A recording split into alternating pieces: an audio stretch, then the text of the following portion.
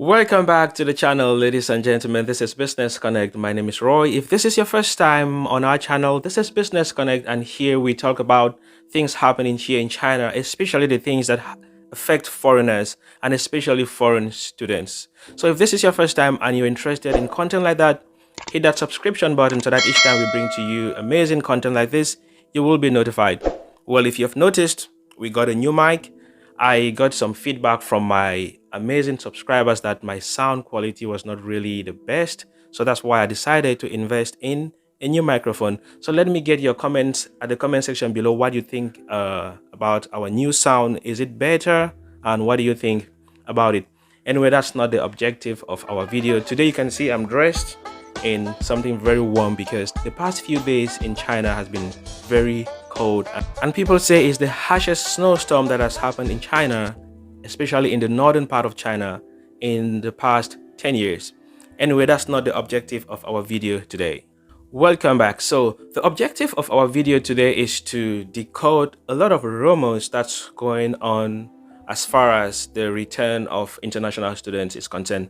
I've been doing videos about this for over 2 years now, and I've been following the trend from when everything started. It happened when I was still a student. This thing happened when I was still in the university. So I've followed the trend from when everything started until now. So whatever thing I'm saying, I know exactly what I'm talking about. And also, before I continue the video, I'm also going to say something very clearly here. I'm not completely on the side of the Chinese government to say that whatever thing they're doing to prevent students from coming back to China is correct. And on the other hand, I'm not also completely on the side of the international students to say that, oh no, they have all the right to return to China right immediately. The both sides, the both parties have their points and they have their right to whatever claims they are making. So whatever thing I'm doing, I'm just sharing my point of view, giving analysis. Let's look at the government's point of view. Let's look at the students' point of view. But a lot of people have always quoted me wrong by saying, oh, I'm just saying wrong things to create to get attention and to get money from YouTube. Like, how much do you think YouTube pays for views? Like, what am I gonna gain from spreading rumors or from saying things that are not true? Whatever thing I share on this channel, I always give you guys references. I always tell you the source of it.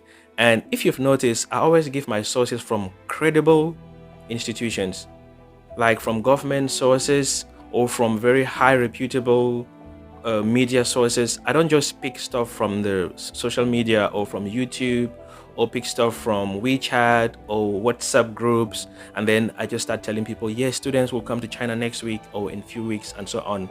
I give my information based on credible sources.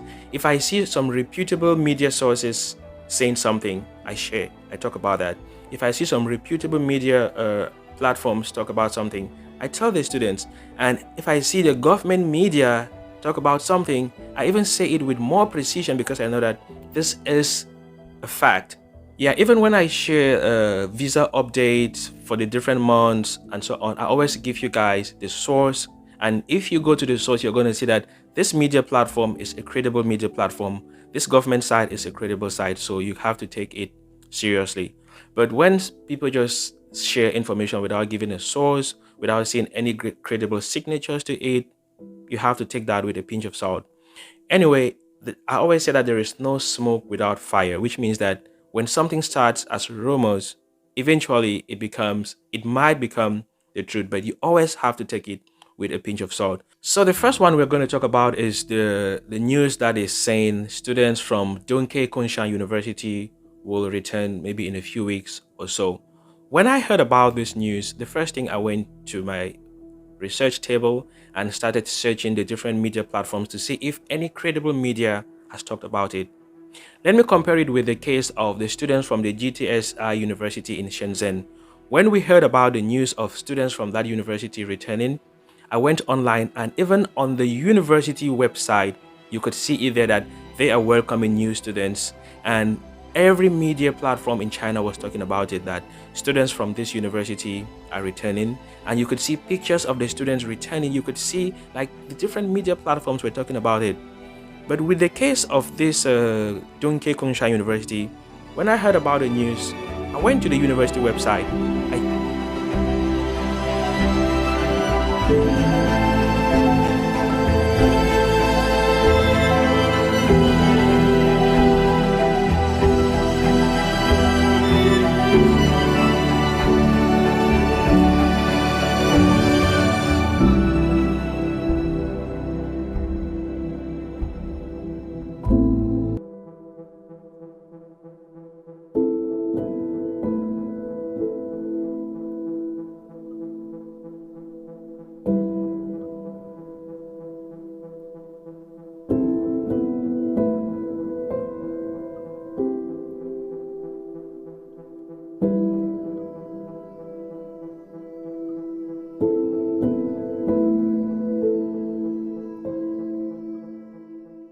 from this information? Well, it might be true. It might be something that has been leaked, but as of now, you have to take it with a pinch of salt because it. Another one is from a certain university in Shanghai, also saying the same thing, that students should prepare because in a few weeks they will be returning to China. I found this also and I went online and I checked at the letter. Well, it looked somehow legit, but there was no signature. But I always say that when we start seeing such things like this, it means that maybe something is cooking at the background. But we have to wait to get the information from credible source, from credible media platforms, from credible government sources. Then we believe it. Then also, to make things worse and even contradict everything that's going on, someone sent me a message or a screenshot of an email from his professor saying that he should cancel his admission because they are not foreseeing that students will come to China anytime soon, and that his professor wants him to cancel his admission because they are just wasting the space, and it is preferable for them to recruit students who are already in China rather than keeping students who are abroad whom they don't know when they will ever return to China. When I received that message from this guy, I told him, okay, are you sure? Because he was not the one who received the message. Someone also sent it to him. So we don't know how credible, if maybe someone is just behind the background manipulating students, sending them email, because everything is possible now. People might just go to the background, manipulate messages and send to students, either to raise hope or to kill the hope. So anything that you receive from the media now that is not from credible sources, from credible media platforms, please take it with a pinch of salt. And for all those who are saying that I'm fake, my platform has no logic and so on, that's because I'm not taking sides. That's because I'm not spreading false rumors. That's because I'm not giving false hopes. That's why you think I'm fake. That's because I'm not willing to tell you that students will return in 2 weeks or in 3 weeks, which I know so well that they will not return in such a short time. That's because I'm not taking the side of the Chinese government. That's because I'm not taking the side of the students. I just give you the news and do my analysis as I get them from the media. If we look at things from an objective point of view, yeah, the government also has the right to protect its citizens, to say no, we don't want foreigners because we're afraid that they will bring in the virus. And also, on the other hand, the students also have their human right to say, okay, we have the right to education, you have to call us back, but we have to bring a balance. The government is saying that they have plans of doing it, although they keep saying they have plans, but we're not seeing any feasible plans that they are saying to the students, okay, in 3 months, in 6 months, in 1 year. That's also because the situation of the virus is so unpredictable.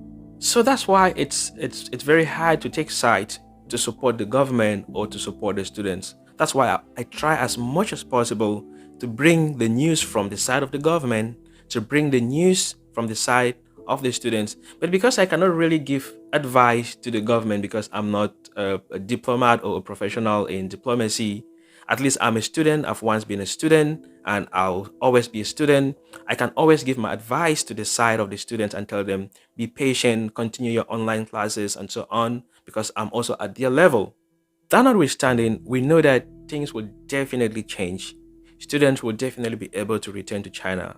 Maybe after the Olympics, we think that the hopes will rise because now the government is so focused on hosting the Olympics successfully. And maybe we also hear that there is also another activity, the All Asian Games, that will be almost towards the end of the year. And also there is also another very important political event in China also by the end of 2022. So with these 3 events being hosted successfully, the hopes will be even very high by the end of 2022.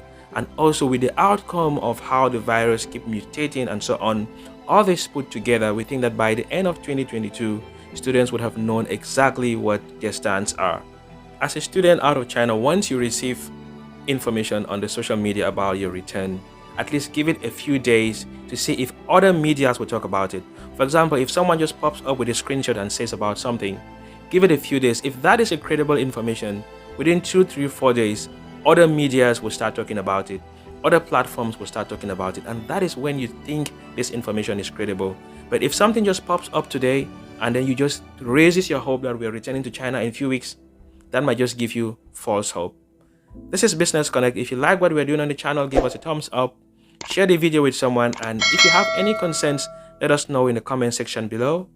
I'll see you in our next video. Peace out and bye-bye.